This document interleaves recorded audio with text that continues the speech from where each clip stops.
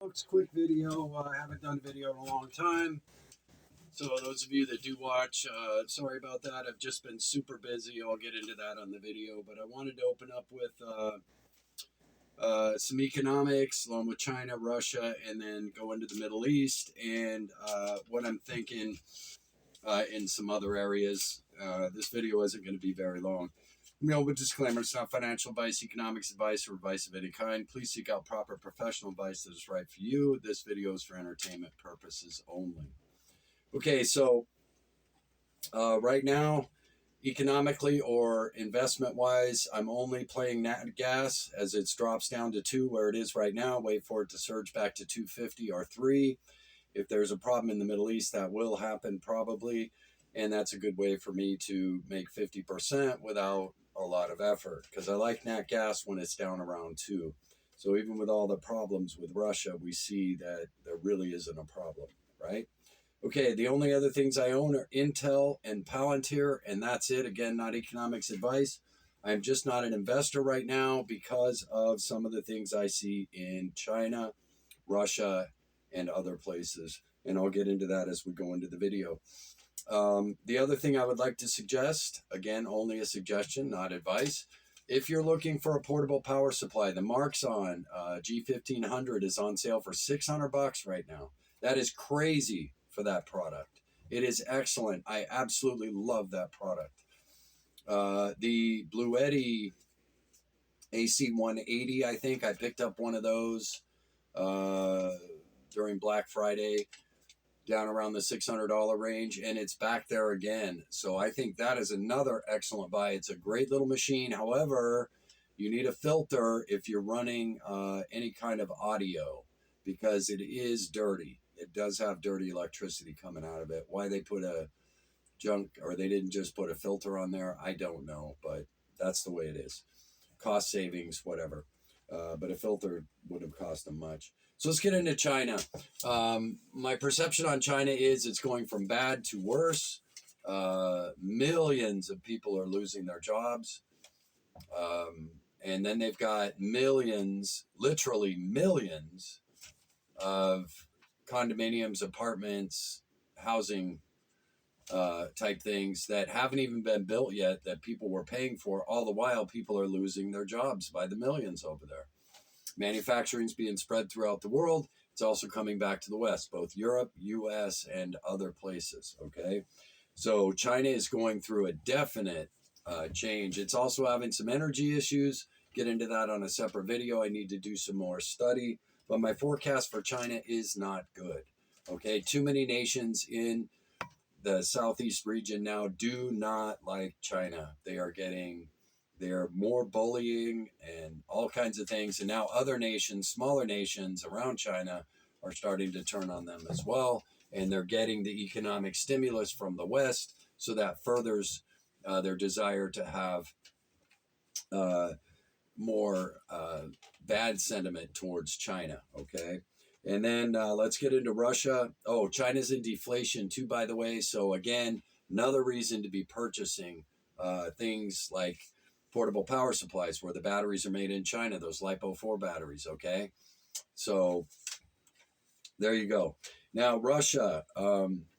Russia's burn rate on its reserves is pretty intense, okay? It's not making a lot of money. It's trying to cycle the ruble within, and then it gets a little bit of Middle Eastern currency, and it gets the Chinese yuan, and it does trade that way. But it has still led to inflation. There's a lot of problems going on in Russia right now, and there's many people out there talking about it, Russians talking about it, that may have fled Russia or are still there and talking about it very discreetly on YouTube.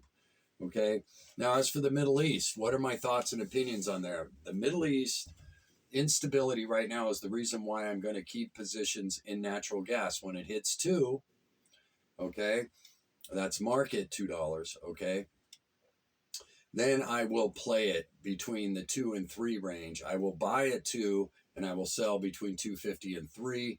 I think that's excellent profits that I can cycle in an asset that I feel is pretty safe. I don't think nat gas is going to $1, okay? especially with Russia going further and further offline, right? So that's just my personal opinion. You do what you want. I never give advice. This is not advice, but I'm playing it because I watch the algorithm and I like it. And if there's a serious disruption in the Middle East, that could be a serious gain, double or possibly triple or quadruple overnight, right? Or not overnight, but over a week. We could really make a big landing with that one. And so I'm going to continue to play that. I'm going to stay conservative in the markets. Why? Because China is trickling down, down, down, down, down. And their stock market just took another big hit on Friday. Or yesterday, sorry. So be aware of that. Their housing market is shambles, and a lot of other things going on there. So those ripple effects could go through us, just like the ripple effects when Japan went through its reversal economically way back when. That contagion China may spread could affect everybody. Okay, so we shall see. Hopefully, it's a slow burn and it's not chaotic in the West or in other nations around the world.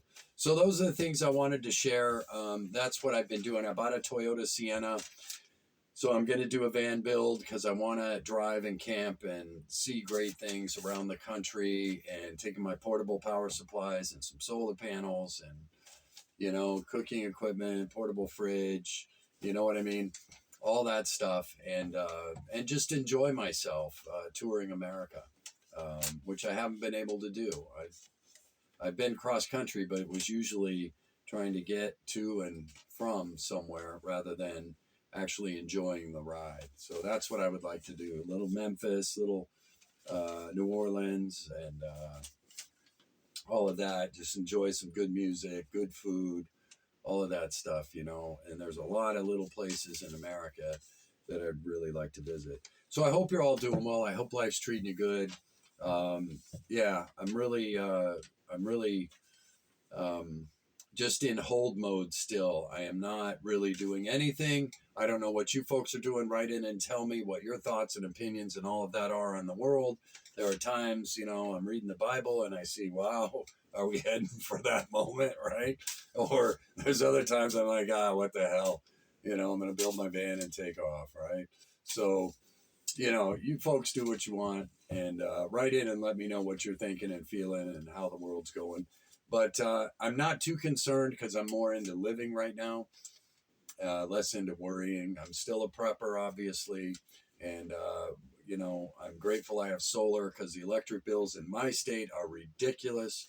So while Europe has had some struggles, nat gas being down around 2 is certainly a blessing for Europe and the European people, even though they still are paying more than when Russia was providing the gas. But they made it through it, didn't they? Just as we thought. So, yeah, I hope you're all doing well. I hope life is truly treating you good. Live it to the best of your ability. Tomorrow is promised to no one, right? So let's live today, be happy, and try and do the best that we can do with what we have to work with. Jim out.